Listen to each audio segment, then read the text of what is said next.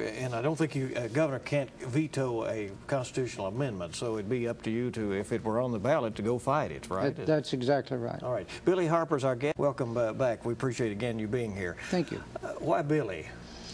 Was that always, did you ever go by William Harper, Bill Harper? Well, it's a long story there. My dad was named Bill, so okay. I became the Billy, and I just kept it. I understand perfectly. You have run for school board, but this is your, first statewide run, first big run. You have had some criticism, as you know, in the news media for not being comfortable out there on the campaign trail. How do you feel about that? Do you plead guilty to that? I do. I'm a businessman. I'm not a politician. I'm not polished at public speaking. I'm learning as we go through the process. But I also want people to look beyond that to what I can accomplish in the boardroom with a group of people in terms of leadership, those sort of things. I've made my career as a businessman working with people, not out on the stage in front of the media. So it's a transition for me, and I am uncomfortable doing it.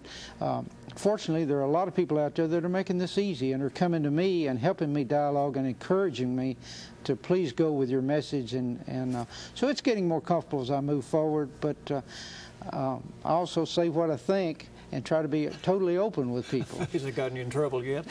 Not really. But you're learning to work a room, so to speak, and that kind of thing. I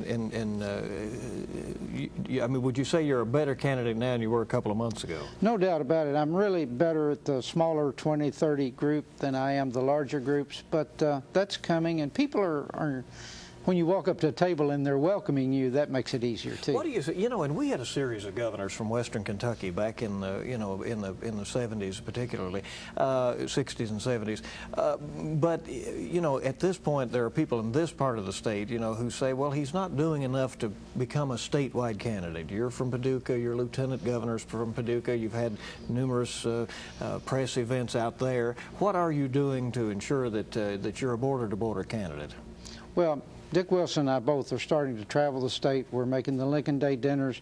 We're doing a lot of meet and greet in small towns, coffee shops, and as you know, we've started the bus tour, so we're doing things a little different than maybe the other candidates, and we're also doing a lot of website casts where people can come on our website and follow our tour and watch us meet people and read our issues. So I want to go face-to-face with as many Kentuckians as I can. I'd love to say I could knock on every door, but physically we can't do that. But we can do a lot to bring people into our campaign. And we're all Kentuckians. It really doesn't matter where we're from. And as I travel the state, the people are not making that an issue. They're more concerned about what can we do for Kentucky. So I see that being a fading issue, and ultimately we're Kentuckians. So it's just a matter of us getting out, getting face time. Is it fair to say that you have promised to keep your campaign positive? That is very fair, and we will. We are not going negative. If somebody attacks us, we will answer that attack, but we will never go negative. Do you anticipate that the other two might take a different tack? Well, they certainly have the history of it, so we'll just have to wait and see what they do.